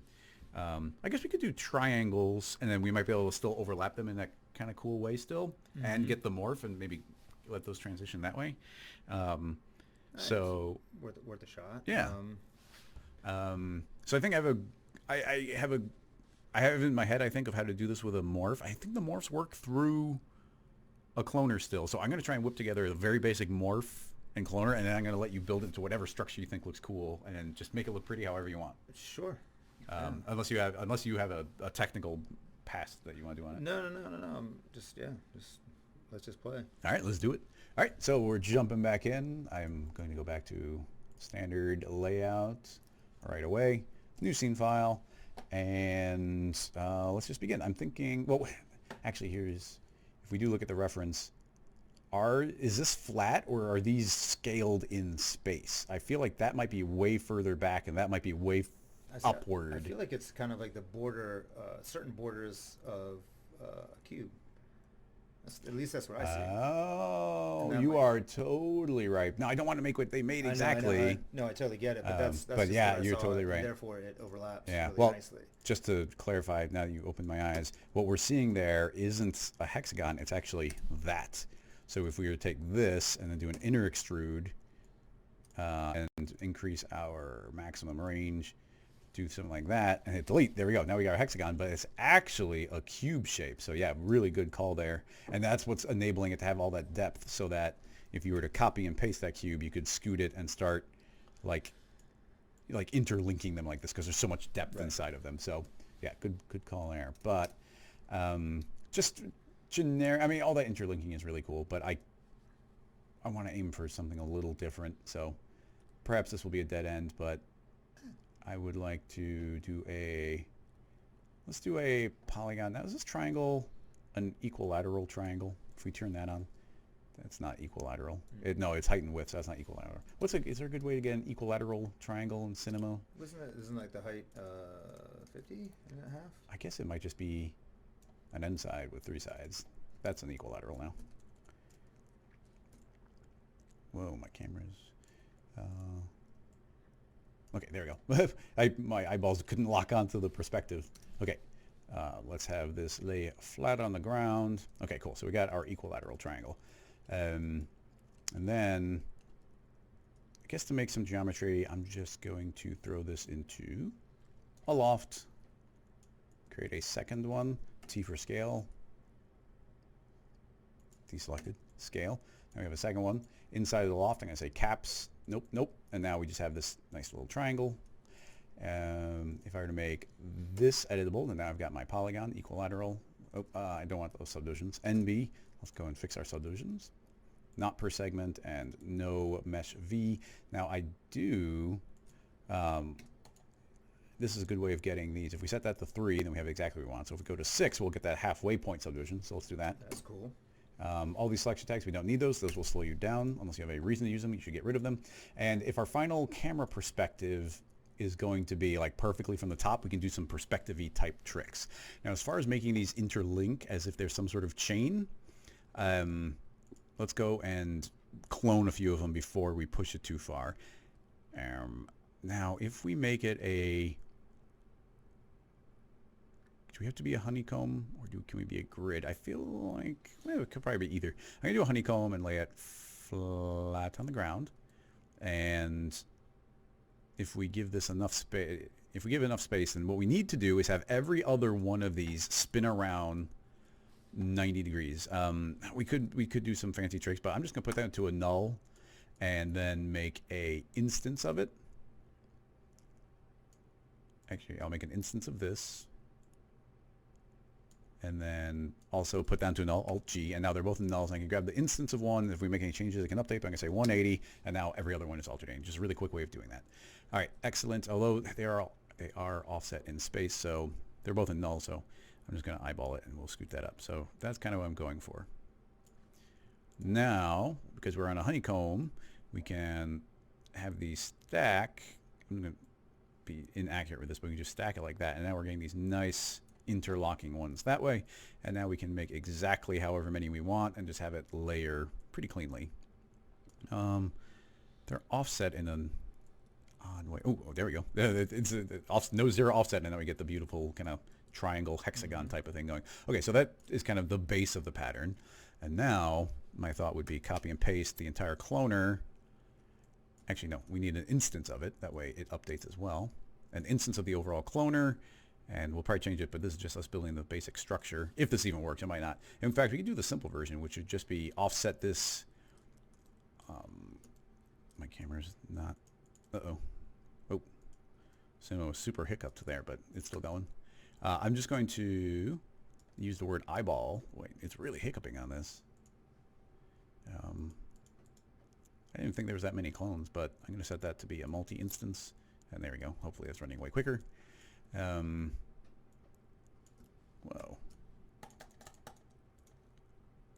Maybe the mouse is sticking or something. But, sorry. All of that, just to say I want to scoot this so it's visually in the center point is offset perfectly, so we're in the center of a triangle. Okay, so that's offset that way. Now we can go back to our original shape, and this might make a mess, but going back to our original shape, grabbing some of our points, if we were to pull this up into the air, then we can hopefully have things start passing through each other in a way that will look interlinking. I'm going to hit Grow Selection and just pull that up further. And I'm not sure what combo here is going to look good.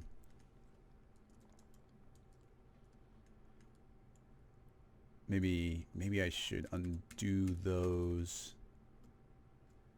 and then select all these middle ones.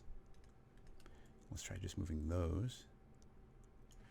Okay, that's potentially something, because if we take our copy and position it correctly, we might need to rotate it or flip it upside down. Let's try flipping it 180. Get off point mode and then flip 180. Let's see. Almost. No, it's not. It's almost there, but it's just not quite positioned in the way where I think that the pattern I was just making is going to work. What about if you scale it -1 and Y? Just to kind of flip it. Yeah, let's do that. Scale, -Y. Let's go to object mode. It's not cooperating, so T for scale. And then force that, holding on shift to -1, and now that has inverted it. Back to model mode. Very good idea to always go back to model mode. Did it kind of work? I don't know yet. Let's scoot it on the XZ plane and see if there's a... Is there a position that this cooperates? Almost. I mean, this is what we get for trying to make it different than the original. Yeah. Maybe, maybe not.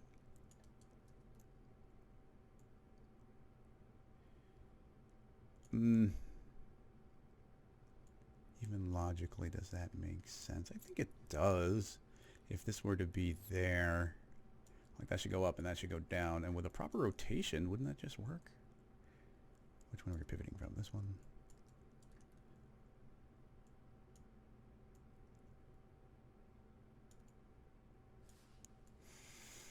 No, it's just, yeah, this I arbitrarily picked a pattern and no, it doesn't tile well, so that's on me. Let's get another little hiccup.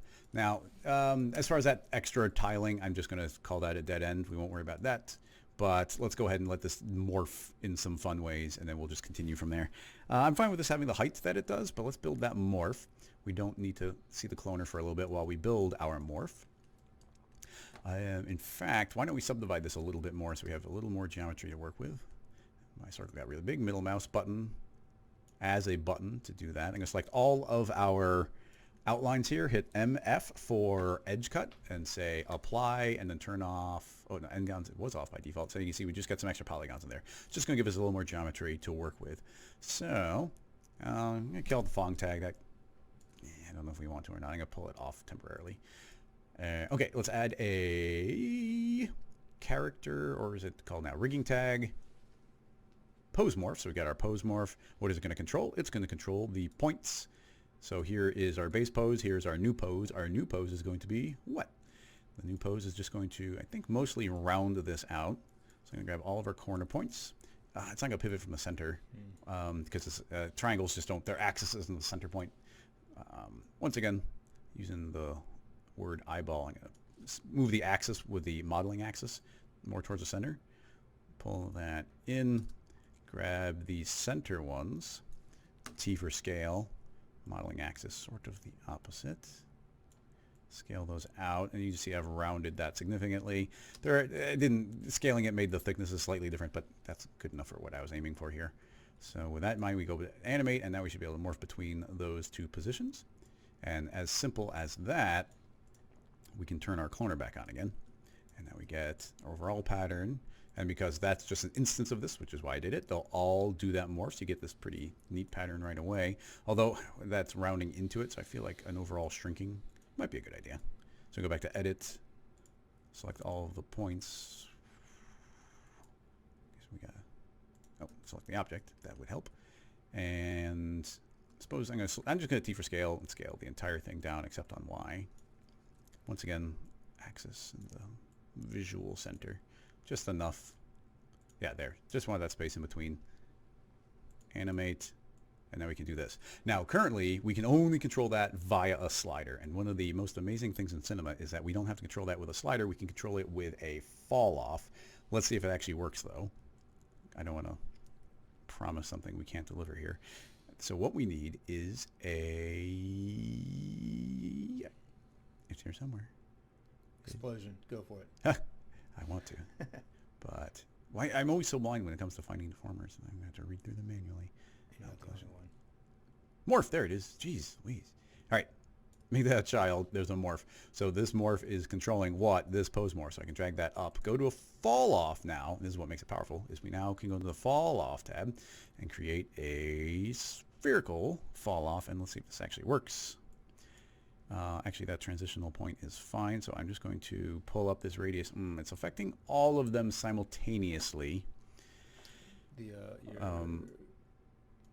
cloner you have now? The type of cloner that you have multi-instance? Oh, I do have multi-instance. Oh, thank you. Yeah, I would have done that. Like, so I had multi-instance on. Very important. Very, very, very important. When it seems like one of your MoGraph things is not behaving exactly the way you thought it would, there's a good chance that it's because you changed your instance mode to render instance or now multi-instance.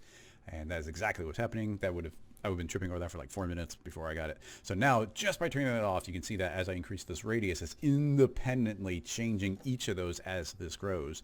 Now, I'm just using a simple spherical field here, but this could be a linear field. It could be a vertex map on a plane that's dynamically growing. It could be based on dynamic spheres falling and triggering different things. So it's a lot of control to make this just do crazy combinations of really, really fun things. I wish we could have made these intersect in some more interesting pattern, but the morphing of these is pretty neat. So I'm not sure where to go from here, so I'm going to let you take over. Cool. I don't know where to go either. Good luck. Sweet. Yeah, thanks. So this is cool. Another the way I would have approached this, which is the morph, this deformer is absolutely great and probably the right way to go. I know that like a lot of times what I've done in the past is I will in a cloner put all of the just make 2 cloners and blend between the 0 state and the 100% state, and make like 50 cloners or whatever, and then bake them down, and then use a fall off to select which cloner it picks. And that's just kind of an interesting way to do it if your scene is really heavy. That's just where my head was at. Sure. Anywho, let's see here. Let's see, render once again R21. Sorry guys. Here we go. Where are you at? Let's try to do this one in Arnold just for shits and giggles. After we save the layout and everything. I know. Where is that layout? It's all the way right. Yeah. Boom. Extensions. Cool. We're just jumping all over the right. It's just crazy.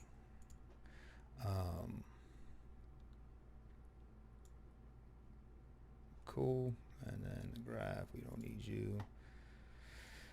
All right. Cool.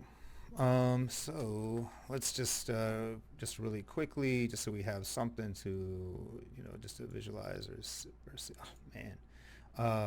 Sorry, I gotta do this real quick. No, do it. I love it. That's really, those are good habits. Like I wish I had a habit like that. I've just been doing it for so long that it's confusing for me not to see those things. I know it's ridiculous. Absolutely ridiculous. Anywho, so here we go. We're looking at this, and this is like, if you want to throw an HDRI in there, whatever, but it's just kind of right now, just so we can visualize our thing. And we'll actually take this and just take out the camera, so we're not visualize the camera. We don't have this saved yet, do we? No, not at all. Do you want to label this 2B? Is it 2B? Two whatever. All right. We'll do 2K. And then we don't 2K don't know 001. Anywho, so we got this guy here, and then we can go into the shader level. Material, Arnold, surface, center surface. Let's see here. So so throwing this on the cloner. Let's see here.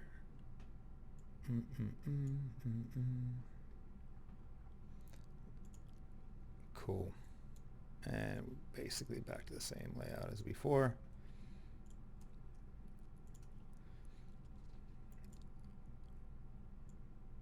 Awesome. So once again, like, when you have a cloner, always fun to, let's see, is it user data RGB. We're just gonna pipe this. I think it's all W1. Okay, so leave this cloner. We change the color, so it's literally this. What this user data node is just taking the color of the cloner currently, which is a beautiful pink. And then, so in the spherical, we can, let's see, color remap, or let's see, is it the, how would we, it's very interesting. So there's a plane effector. Yeah. I just, yeah. Because we have no effectors yet. Yeah, that was kind of, wait a minute, kind of what I was looking for. Let's see here, mode effector, plane effector. Let's say we can say this is color. Cool. Do that over here, and then in color, we don't want it to affect any of the parameters, but we do want it to affect custom color. And let's just say this is green. In the fall off, we're going to pipe that back in there. So what's happening here? Definitely not like a brain buster. The color of the cloner is pink. The color of this effector, the color effector, is green, and we're just blending in between. As we move this around, this is adjusting the color, and that's cool. Just by this little node here. But so we have a standard surface. Let's make this, just pipe that back in here. And let's just make this, for shits and giggles, we have, come on. Take a man's whack-em pen away. I know, it's crazy. Lost. Just for right now, we're just gonna do a copper, or I'm a sucker for copper. yeah, you heard it here first. So we're copper sphere back there. We're gonna do a copper, and then we're gonna do another one. Let's do this one. We're gonna do, let's say, a plastic, and we're gonna do black. Black and copper is always cool. If you've worked with me before, you know that matte black on matte black and gold, that's my thing. Anywho, so back to where we were. We have a couple materials that we have, but we're making pink and green, and that's not really that beneficial for us. So what we can do is we can say the original, the cloner, to make natively, I want the cloners to, in the shader level, to make the color black. And then on the color level, we're going to say parameters, we're going to make it white. So now what we're doing is we're just basically making a mask, and which is pretty awesome, as this, just kind of hide this, just getting a little bit cool. So, which is awesome because, it's all affecting everything together. So we basically have made a mask. If we go into, I believe it is Mixer in Arnold, blend, mix shader. So we're just going to mix a shader. We're going to say one of these is going to be shader 1, and one of these is going to be shader 2. And then the mask that we're creating is going to be in the mix. I do like this in the mixing mix. more than the Redshift mixing. The Redshift mixing layer node is very unintuitive to me. Yeah, it's and what's interesting about all that is especially when you start mixing a bunch of different. Oh, hey, what's going on? Especially when you start mixing a bunch of them stuff, and you start using ramps, like those ramps and those color values, linear, all that stuff. It starts getting doesn't seem to really make sense, at least not to me. Anywho, as cinema reads things as 2.2 gamma, and then you got the Arnold and Redshift as 1, and it just seems like you're just crunching in a lot in a ramp. Anywho, I like these, but we're gonna invert them. And of course, there's so many different ways of doing this. Ugh. I like how they called it complement. I know. But then it's like, well, complement, why do we call it complement? Actually, it should be invert, so put Yeah. that in parentheses. Presumably, Arnold calls it complement and other things, but nobody says complement in cinema. So Or anything. They put that as a Yeah. Cool. interpreter for everyone else. That's fun. So now we just basically just made a mask, you know. Now it looks like, I'm not really sure. Let's see something real quick. This is a black color. Yep. Okay. I guess it looks like the shading was a little bit off. Let's probably just do some specularity or whatever. But it could be the screen as well. I'm not sure. All right, I got a specific challenge for you. Sure. First of all, let's go ahead and maybe smooth out our triangles and then thicken them up. Sure. Like, let's give them some thickness, maybe via a cloth Sure. deformer or something. And I want you to make this look like a nice, like, messed up copper metal. Okay. Yeah. Yeah. So okay. So I mean that's just really quickly. What is it? G. There it is. Just really quickly, we can sit there. And I'm sure you're thinking like, this is not the way you're supposed to do it, Chris. I see here. Oh, they moved it. It's inside of the NURBS menu now. Where is this? Oh, check you out. Just really quickly. There's a couple ways of doing it, but ultimately, subdivision 0, thickness. I don't care if they just act. It's fine. Yeah. I'm not a picky client. Yeah, thank God. I wouldn't be here if you were. Cool. So we have that. We have some thickness, right? Just out of shits and giggles. Curious what that looks like. Yeah. That's kind of cool. Oh, no, I like it. That's good. I'm feeling that. Shiny is always good, right? Cool. Nice curves. Yeah. So, all right. So we have this, and then we wanted to make a kind of a beat up copper. Generally speaking, the way that I use substances a lot, it's just such an awesome starting point. If you haven't used substances, I highly recommend it. If you go to like Substance Source, and if you have an account, which I think is like $20 a month, it's an absolute great place to just pull materials as a starting point. And if they're not working for you, they have seeds, so you can sit there and randomize it and this and that. It's similar to like where HDRI is a really great starting point. I feel like those materials are awesome, a really good starting point. Anywho, that being said, that's generally what my initial approach would be. But since we don't really have that. Now this is getting really kind of washed out and kind of gross, and that's just because the light here is it's just so flat. But like I was saying earlier, really just a starting point and just to kind of get something on the, just get some kind of light. What I do is noise, let's see here, C4D noise, and just go in here. Glorious C4D noise. They're the best, aren't they? What's that shortcut you just said? That is Alt W1. Alt Alt W. Alt W. For like One. such an important shortcut, I feel like it should just be like the letter A or Yeah. something, or O output, boom. You end up using it a lot though, so it's definitely one that sticks. But yeah, I do agree with you. Let's see, where are we here? Our noises. We're just gonna do this is the poor man's HDRI. Once again, it's just kind of hard to see everything. It's just like, right. So you It's know, like, boom, some windows. yeah, exactly. Let's make this a little bit bigger.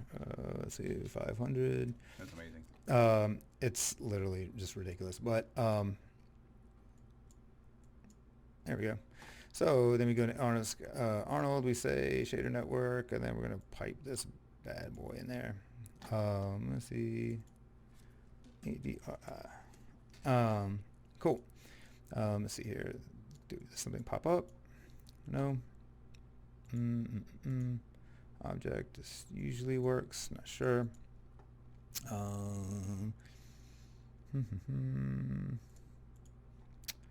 That's unfortunate. Let's see here. Why? Unfortunately, I don't know any better. Oh, it's all good.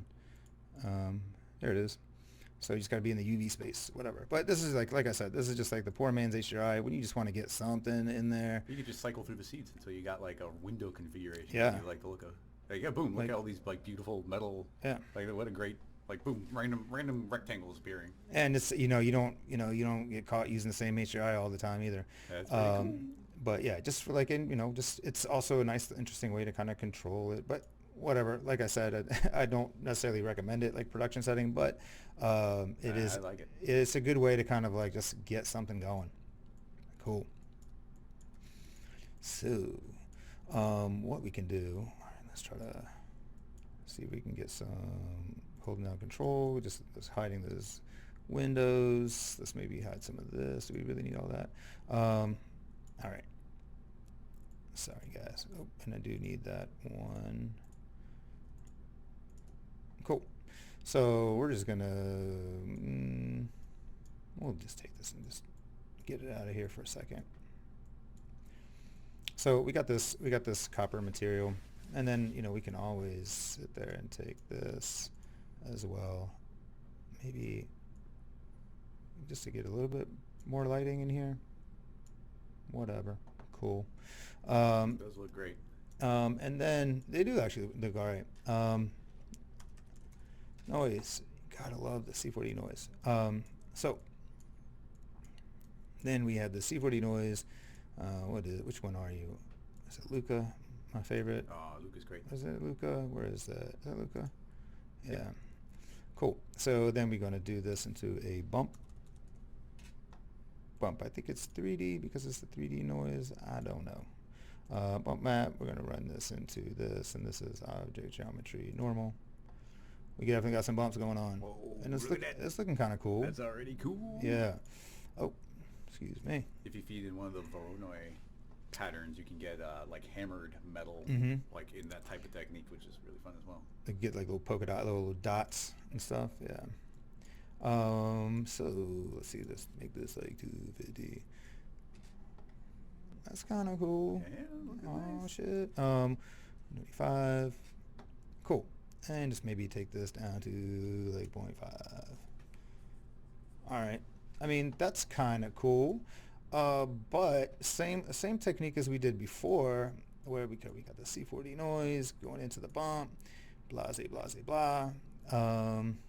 What else can we do? Let's just see for a second. Ambient occlusion. We might be able to get a little bit of fun stuff going on here. Maybe not. Just to kind of maybe darken it or change something. Yeah. Let's see here. Spread. Let's see. Just mess around town. So let's see here. These I really never know what I'm doing here. I just kind of just slide things around. Slide until something pops in. Yeah, exactly. Getting something there. It's just not much. It's such a soft curve. It might Yeah. be hard to fight. Very, very true. You could, Let's pretend like I never did that. We go might. to the cloth surface and increase the subdivisions by 1, and maybe I'll sharpen everything up a bit to get maybe a little more of a pinch in there. Yeah. Nah. But yeah, I see what you mean. That's a good call. Let's see here. Spread. Let's see. 5. No, we don't need. Can't go 5. 0.25. No, we're not having the best of luck. But I do feel like there is some information there. Yeah. We could do kind of. Well, you're near and far 0. Yeah. We could do. Yeah, it is darkening there. I mean, I think if you clamp that in, you definitely got some darkening. Yeah, you're absolutely right. We could do a couple of things. We could do a ramp float.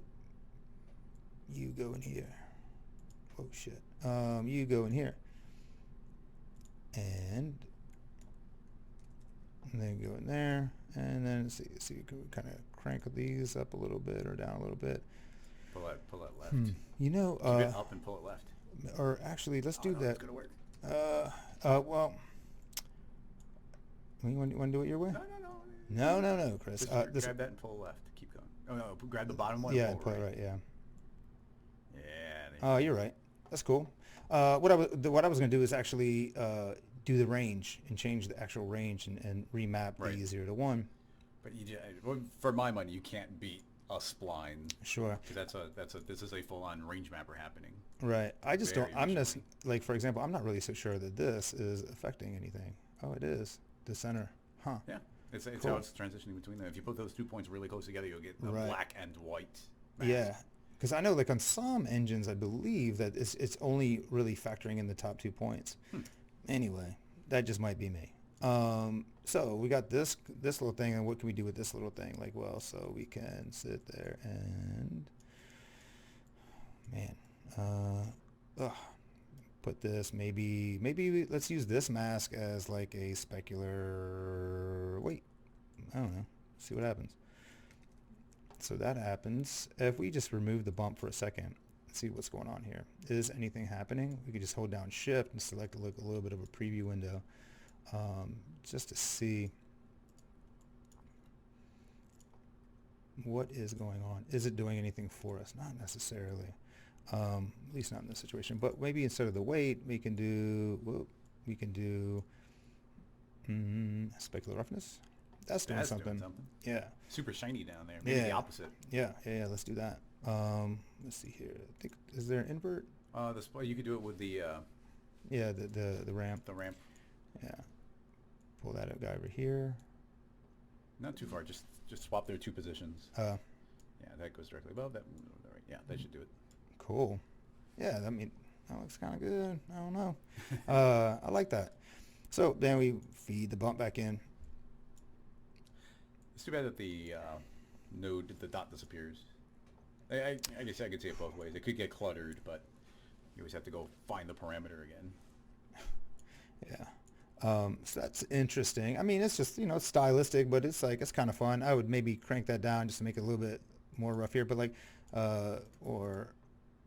see if what are we doing here? Yeah, you should be able to pull one up. Yeah. Right there as well. That's kind of, ultimately the concept is, whoa, Yeah. Hey, what's up? Okay, so ultimately the concept is there that, you're just using that as just to manipulate it in some way. Maybe you want to use that to change the color of that gold. You can sit there and feed that AO into the, maybe darken the color and composite. You could, have a different noise being displacing that part and make it rougher. Let's actually just do that real quick. That's just a quick way to kind of, grab a color, is it flat? Yeah. So we can just sit there and just do a flat. The color we want that gold color back. Pipe that in there, cool. Pipe this into, because we're just replacing that. But what we're doing is also exposing the ability to kind of interfere with this data of this color. So then maybe we want to multiply, maybe, because if we look at this for a second, what's this doing? So if we multiply it, we're going to make this part darker up here. Mm-hmm. Let's just do that. There's multiple ways of doing it, but let's say the first color is this input, and the second one is this input. So this is now the new color. So then if we sit there and pipe this color into the color, you get that. Or you get that. So it's just kind of roughening that, but maybe you want to invert that or complement it. Excuse me. It's Arnold. You got to complement. Yeah. Input. And I believe this should work, depending if the ranges are within 1. Now this got weird. And I believe that this got weird because the values were maybe out of 1 and 0. Or 0 to 1. Well, you're inverting the copper color. That's not the mask. Yeah, but I have noticed, sometimes you can push these levels or these pixel values past 0 or under 0 and over 1. So we don't want that. God. Booyah. It's just like playing with tweezers. Yeah. It's Tiny, quite tiny amazing. tweezers. Yeah. So we want that to kind of live in between this guy here. I believe output.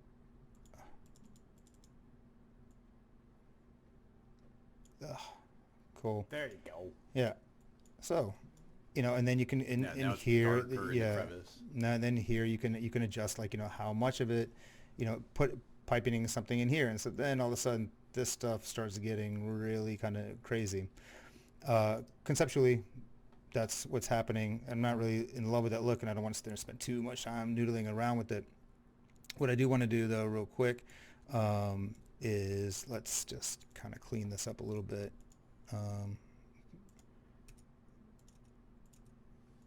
Cool. So we have this material, this little node tree. We're going to duplicate that node tree. But what we're going to do is maybe, let's just kill the bump. So, whoa. What? So we have one, and we're going to take that ramp out too. So we have one that's just straight up gold or copper. And we have another one that's a, this roughed up little strange copper that we made, whatever it is. Strange copper. It's a thing. So then what we're going to do is what we did in the beginning. We're going to sit there and mix in between those. So, oh man, I'll never be able to get that. Tiny tweezers from really far away. Yeah, that's the worst. All right. Boom. So when we zoom out, what's happening here? Technically speaking, do we still have... Whoa. Sorry. I think you did. Yeah. All right. We don't need to delete this stuff. So, in theory, wherever this dude is, it should be able to mix. If one good way to kind of find out if everything is still piped in. Let's just see. Sorry, I'm keep missing these. Well, the microphone blocks the view. Oh No, yeah, it that does not seem to be getting piped through. Cool. Let's just make sure that this is still display color. Display color.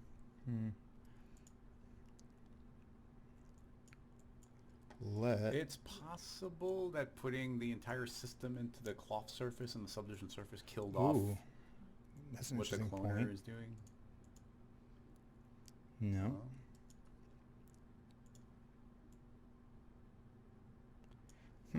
That's interesting. Do this. That's working. Oh, the complement. So yeah, so maybe that's what's happening is those values might be getting kind of wonky. Let's pretend like, whoa. We'll just invert it. That's fine. We'll just complement it. Cool. Did that still work though with this? I believe. I'm curious. So always a good way to check is that it looks like it is killing it. Interesting. Well.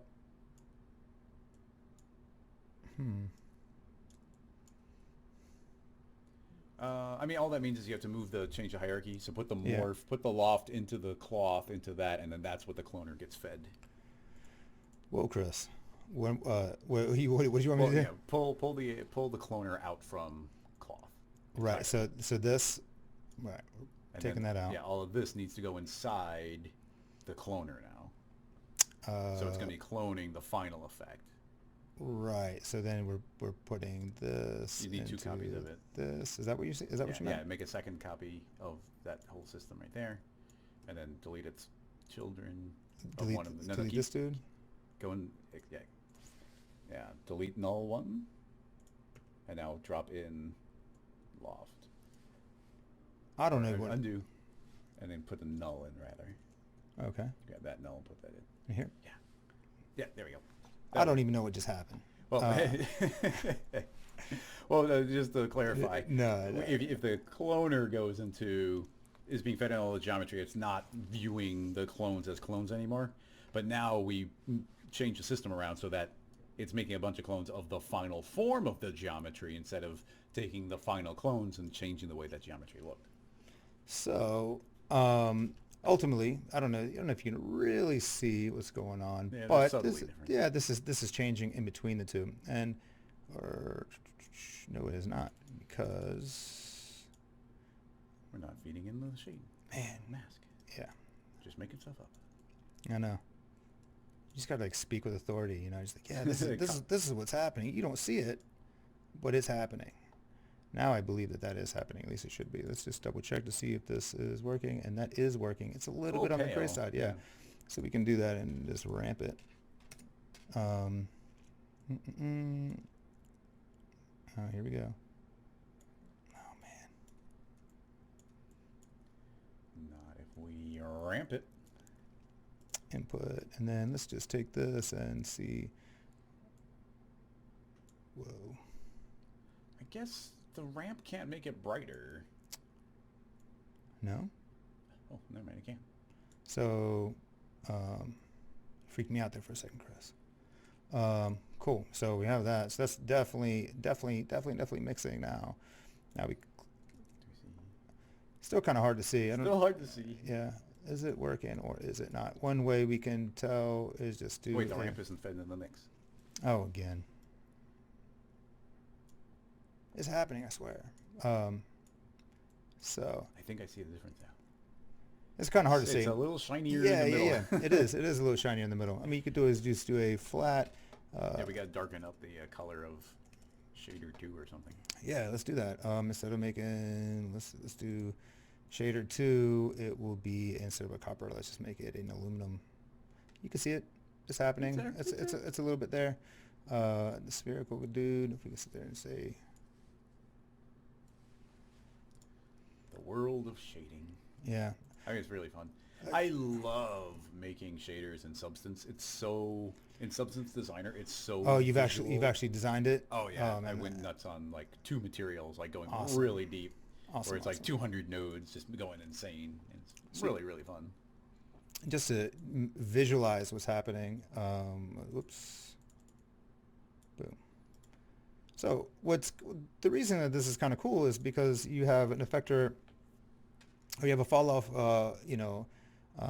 affecting your geometry, but at the same time it can also affect the on the shader level. And to kind of draw back to what we were talking about earlier, that can also affect those bubbles, where you have those bubbles that maybe getting displaced up that geometry, but that on the shader level it's making it transparent.